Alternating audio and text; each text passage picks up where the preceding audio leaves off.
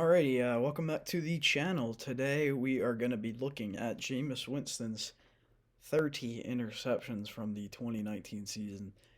This is probably going to be a long video. I already recorded this once and it lasted 53 minutes, so I'm going to try to cut this down as much as possible. We're going to be looking at what he needs to improve on, what the main flaws in his game are, where they his fault, stuff like that. We'll just get into it. So start here, week 17. I'm going to try to kind of go as fast as possible here because I don't want another 53-minute video. So let's do this. So this one, week 17 against Atlanta, we're going backwards because Game Pass makes it easier to do that. It'll save me time. So this one here, we have four wide receivers, 2x2 set. Looks like man coverage, single high. Gonna play this here. Jameis is looking right side. He's gonna target the seam receiver right here. You can see he's staring it down the whole time. This defender right here, I believe it's Ricardo Allen. He's just looking at it the entire way. This receiver, he has not even looked at the ball yet. So it's a bit of a miscommunication. It's not a good throw. Just not good across the line.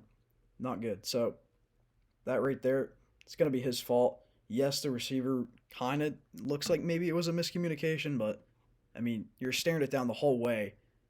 Like, yeah, not good. So that one we're going to label Jameis's fault. So what he's going to do here, first play overtime, he's going to be looking at, I believe it's this tight end right here. And Deion Jones is just going to read Jameis's eyes the whole way, jump it, see, staring. Deion just jumps it instantly. So first two picks, you already see he's had a bit of an issue, kind of staring down receivers. So something to have to take note of, something that probably has to be fixed. So second one, this is his fault. This one under center first, and I believe this is the first snap of the game. He's going to be looking for this receiver at the top of the screen here, and man coverage. I believe this is Bradley Roby. So you're going to see here, take the snap. He's looking left side. Roby, it's kind of thrown behind him too. Roby makes a really good play on the ball, just jumps it, pick six. Not the way you want to start the game. All right, this one here. This is also man coverage across the board. Also in the first quarter, I believe it is. This receiver, he's going to motion down here. That's going to tell Jameis, okay, this is man coverage. This guy's following. And he is going to be staring at this receiver right here on this post throughout the whole way through. Justin Reed's going to lurk it. So you can see already, just staring it down. Justin Reed's is looking at this the entire way. And Jameis is going to let this one go. Reed undercuts it.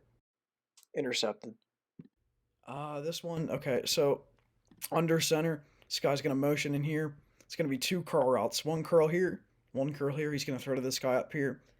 Honestly, I feel like kind of this could have been the receiver's fault. Could have come back to the ball a little bit more, but the DB makes a good play on it. You really can't throw this. He's going to hike it. Look, right side. Kind of a blitz coming. Only three guys in the secondary picked off. This one, I see here. I mean, you can blame this on a lot of things. It maybe threw it too early. Maybe this guy was supposed to break a little bit earlier. Maybe. I don't know. It's just not a good play.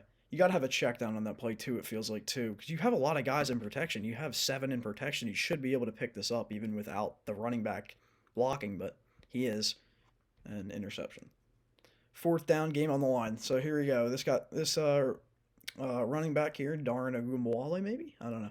He's going to motion outside. He's going to see these three guys lined up across these three guys. It's like, okay, this is man coverage. What have we thrown against man coverage? We've thrown a curl, we've thrown an out route. They've both gotten picked. So this one's sticking with the theme. This bottom receiver here, he's running an out route, right? He's going to also make a really good play on the ball. It's Jameis's. This isn't really. I don't know. It's tough because like this screenshot, it looks open, but that's unfortunately not how the NFL's played. It's such a tough sport. Just intercepted, and like, man, it's tough because it's man coverage, just running back like. Maybe he could have come back, but it just feels like you can't throw that. But kind of an anticipatory throw where you're like, okay, well, I hope he's open, otherwise we're screwed. But it wasn't the case. I feel like probably could have had OJ Howard maybe, but then throw it. Guys, they're going to be like in the exact same spot. I have no idea why. And then 51, he's just going to come right underneath here, lurk under the middle. James is going to try to fit it into this running back. I think it's Ronald Jones, and it gets intercepted. So, Jameis going to take the snap, empty, 51. He gets pressured off the side. Terrible throw, intercepted. weird route combo, pressure, just nothing good. Like it's his fault, obviously. You're gonna see better angle here. Jameis feels the pressure, kind of like hitches a little bit, goes to throw, and 51 is right here. Like if you're gonna fit this in, it feels like this has to go to this guy. Like I don't know how you can think this is gonna somehow get completed, but it gets picked. This is the trend that you're gonna start to see a lot with Jameis. He's gonna be trying to force throws underneath over linebackers, and he just can't do it. And right here, this is a prime example. This guy's on a post route. Darius Leonard lurking underneath. Just going to come over and sit right in the passing lane, pick this off. You can't throw this at the NFL level. Like this has to be checked down to your running back right here. And you can maybe fault the play design too. Maybe this running back, like you're saying, hey, this running back should be filling this void right here over the middle to suck Darius Leonard down. And then you have this void in the middle of the field. You're like, okay, now I can throw this, but that's not the case. Can't fit this in, or it's gonna get picked off, and it does. So you got to take your check down. You got to avoid the lurking linebackers underneath. That seems to be a common problem with James that you're going to see here throughout the video. This one here, you kind of get a man coverage alignment. It could be cover three, but it looks like it's man coverage. So Jameis has to do a better job post snap, after the snap. He has to diagnose this better and see the open man that's right in front of him. So quick, hike the ball, right? Okay, these two linebackers, they are blitzing. What does that mean? We have one, two, three, four guys in coverage. We have one, two, three, four on routes. But one of the guys is all the way back here, right? So it's like a man coverage, but this guy is all the way away from here. This guy is blitzing, right? So what are like we're looking at it, but for some reason we don't throw it.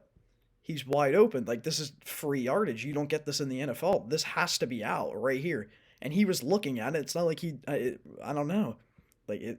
I don't know how this isn't here, but this linebacker right here, he makes a good play. He pulls off of this blitz and undercuts the underneath route, and Jameis does not see him at all. Which honestly, I can't really blame him. It's a really good play, but you have to get this ball out to the tight end, and I'm pretty sure he's looking at him, and it gets picked. So post snap, you got to see this right here. Like you see the blitz, you're looking at him when you look away. I don't know. Yeah, that's bad. That's gotta be a completion in the NFL. You don't get many gimmies like that. But turns into a pick six for the other team. That's not good. All right, so I have to actually re-record this one because I did not see on the first one what actually happened. I thought it was a good throw, but I looked at it again and it was not. So Jameis is going to throw up the seam here for this receiver. He's going to put it like on this angle. This looks like it could be catchable, and then you might be making the same mistake that I did. And then I went back to this angle and I was like, wait a second here. And you'll see the ball gets placed behind him, which is a really tough catch, and it gets tipped and picked off. So, I mean, maybe like a lot of people probably saw this and were like, oh, it got deflected. This isn't his fault, but that was actually his fault. So this is a post from Mike Evans, Desmond Trufant. He's just reading this all the way. You can see as soon as Jameis starts to look towards the post, like right here, Trufant starts breaking in. Evans hasn't even cut yet. It's trying to anticipate the throw, but it's just not there. Like yeah, that's been a common theme so far, trying to anticipate open guys against somewhat man coverage looks and just haven't gotten them. This one here, you probably see it from a better angle. He's just going to, Jameis feels the pressure, so that's good. He steps up, which is also kind of good, but he does a jump pass, and it's just wild. Like, yeah, that can't, if you're throwing that in the NFL, that has to be right in the guy's chest, or that's getting picked off. And I think a lot of people were looking at these throws, and they're like, oh, this isn't his fault. It hit the receiver's hands, and they were like, okay, so I counted this number aren't his fault, but I mean, that's his fault. Like, that has to be accurate. This one against the Saints, this is Demario Davis's free gift of the year. This is OJ Howard's fault. He's going to throw it right here to OJ Howard, and then Marcus is going to hit him and picked off. That's obviously not his fault. All right, second quarter, we got 15 seconds left. This was Von Bell's first interception. He's going to force this throw. Well, I shouldn't really say force. It's really the only option. You have four verticals and everything's covered, so I can't really get mad at it. But the ball placement, I feel like, has to be better. You have Kiko Alonso on this receiver, and Marcus Williams is playing outside leverage. Like, this should be throw that you can capitalize with over the middle, but instead it's kind of like thrown behind him instead of up the field, and it gets deflected and picked. This is Marcus Williams, I believe. Yeah, this is just a really bad throw. You'll see here, he's looking at the top of the screen. He's trying to fit this in, and it's just maybe miscommunication. Maybe that was the route. I've never seen a route like that, but maybe that was a thing that Bruce Arians installed, and it gets returned for a touchdown, so that's not good.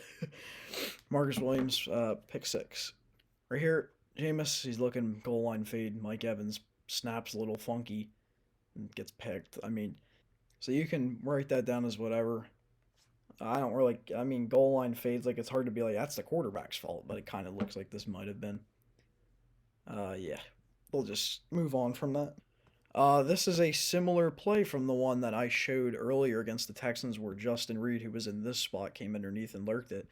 Have this receiver motioning down inside to the slot here, and then this guy running deeper, and then this on an out route. But this time, Jameis. Well, this was actually the first time this was ran because I showed it in reverse order. But this time, Jameis targets the out route who motioned in, which is Chris Godwin, and he tries throwing an outbreaking route against man coverage, and it gets picked off, which we saw earlier in the Texans game. So this another common theme that you're starting to see here: the linebackers underneath and trying to anticipate throws against man coverage that just weren't open when you have the check down right in front of you. Trying to gauge in whose fault it is for an interception against man coverage is tough, by the way. So, all right, this one here. This is what a 3rd and 11, which is why he's forcing the ball downfield instead of taking the check down. So let me correct that in case anyone says it. This one here, he's targeting a curl route, I believe, to whoever this is, and he's staring it down the entire way. The safety's looking at it and picked off because it gets deflected by Buda Baker. Doesn't really need analysis. He's trying to force the ball, trying to get the first down. Probably just take the check down and you'd be fine.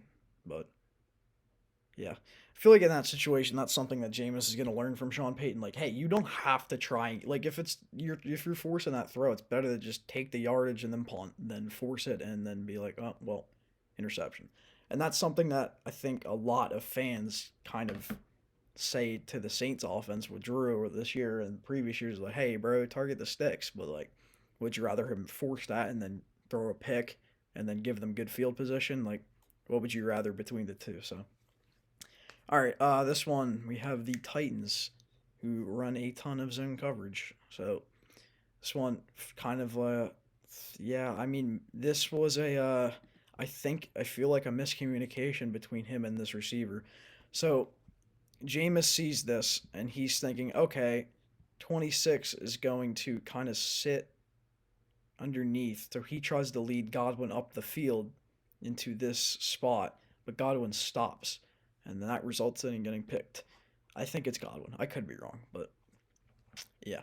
Okay, it is Godwin. So that's Godwin's fault, in my opinion. That's not Jameis's fault. That's just a miscommunication, and I feel like Jameis made the correct read there, actually. So that's good. All right, this one here, notice the situation. 26 seconds, we're down by 4. We're at the 35-yard line. We got to go downfield. We have 0 timeouts. So I'm not going to really hold this against him. He's just chugging the ball up. He's saying, hey, one-on-one shot. Maybe I get something. He overthrows it. It gets picked off. So it's like his foot. It's a Hail Mary kind of.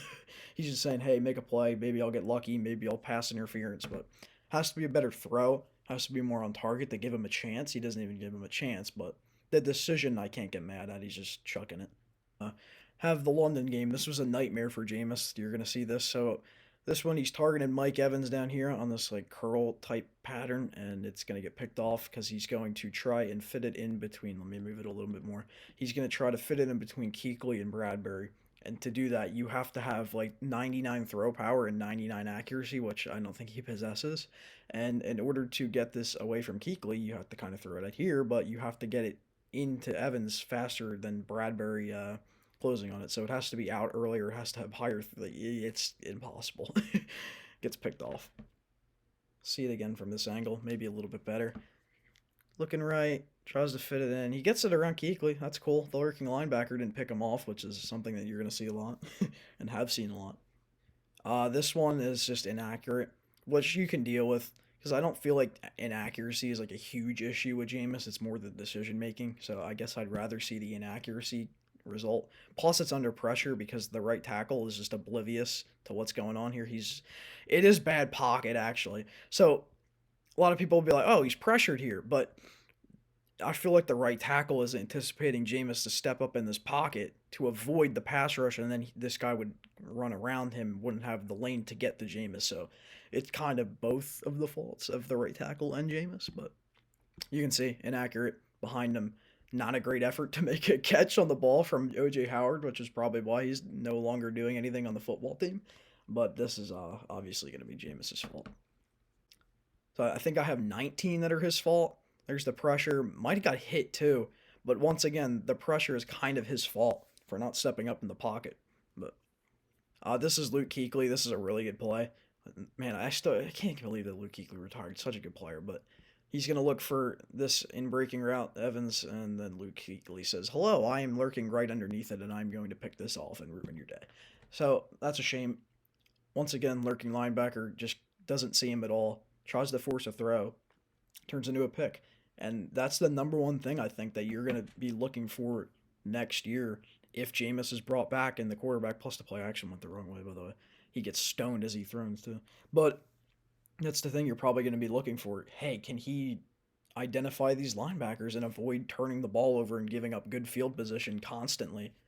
But that was not done this season, unfortunately. Another interception in the London game, starting to beat the dead horse. But we're going to be. This is a good play from Cockrell, 47, but he's staring right side. This guy's playing flat zone. Well, he's actually. This might have been like a man. I don't know what this is. Looks like it's just a blitz, but it looks like it's man coverage. Yeah, it is man coverage. So he just breaks off a number 10 here and comes underneath and intercepts that. So not a great route design either because it brings his defender right underneath of the out route. I feel like you got to have that guy going underneath and then up or just going underneath. But all right, this one I'm not going to count against him because it's the fourth quarter and he's just chucking the ball up kind of. You'll see it. They're playing off coverage. He's saying, "Hi, Mike Evans, go make a play." And Mike Evans does not do that. So, not his fault. Let's get past that. All right, this one's really bad. This is in contention for like the worst of the season because of the situation. You're up by 11. It's 3rd and 10. You're on your own 11-yard line. Why are we forcing this ball against cover 2 against Marcus Peters, who's a really good corner? So, what the Rams are doing here, they're playing cover 2. They're kind of disguising it a little bit, but you can see this guy drops back 26 into the deep half. John Johnson, I think it is. He is dropping back into this deep half. Then they're playing the sticks. 1, 2, 3, 4, 5 on the sticks. And what this guy right here, he's going to just come to the 20-yard line and stop. This guy right here, he's going to run up the sideline.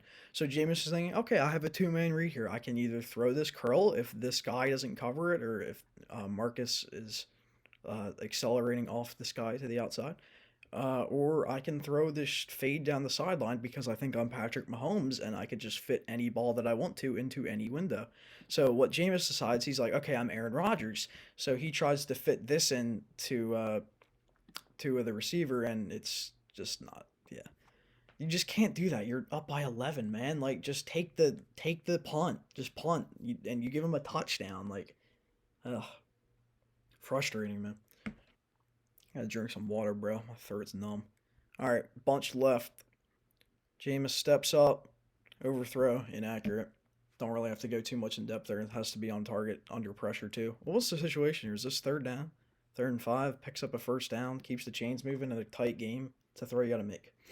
Now we are into week 1. We are almost done, ladies and gentlemen. You have almost completed watching the 30 interception season. Right here, Jameis is. Yeah, that's off his receiver's hands. You can say take the check down, but yeah, that's off his hands. That's not his fault. So 3 that I would say aren't his fault. 1 was a goal line fade, which is his own category, and 2 were Hail Marys. I believe we got 2 more to go. 2 more to go in this long suffering of a brutal season. A linebacker blitz here. Jameis looks right side. Might have been a miscommunication, maybe. I don't know. It's kind of weird. The timing on this has looked off, which it was week 1, so maybe you can justify it with that. But Richard Sherman, really good zone corner, plays that perfectly, picks it off, returns it for a touchdown. So you can label that however, but I think, I don't know. It looks like it's a miscommunication, but it wasn't thrown very well. This one is, yeah, this is bad. So might be the worst screenplay you're ever going to see in a tight game. So Bucks are running a screen here.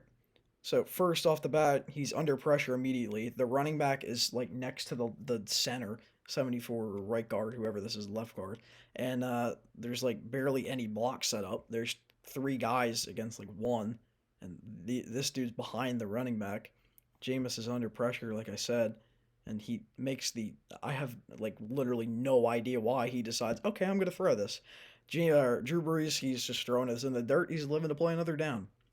Jameis Winston, different style of play. He said, "No, I'm throwing this. Why not?" And gets picked off. Pick six. Game over. So that'll do it for the 30 interceptions. What do we take away from this? I think you can have like three things. One, the lurking linebackers that are underneath that he just doesn't see that you need to see improvement. And the other thing, I want to see him take the check down more, and that's something I think that he will do with Kamara if he is the starter. Obviously, I'm not saying anything. I'm just saying if he is. But if he is the starter, I think that's something that he'll do more than probably Taysom. He'll probably take the check down more and throw to Alvin Kamara, make him or give the superstar a chance to do something with the ball in space. It's just never a bad thing. Uh, what else do we want to say about Jameis Winston?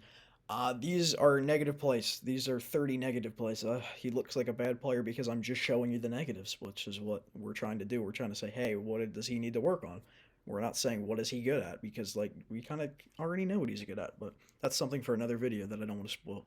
But just makes him look bad. Don't be like, oh, Jameis stinks just because of this video. This is just me looking, hey, this is what he needs to improve on. This is what needs to be changed.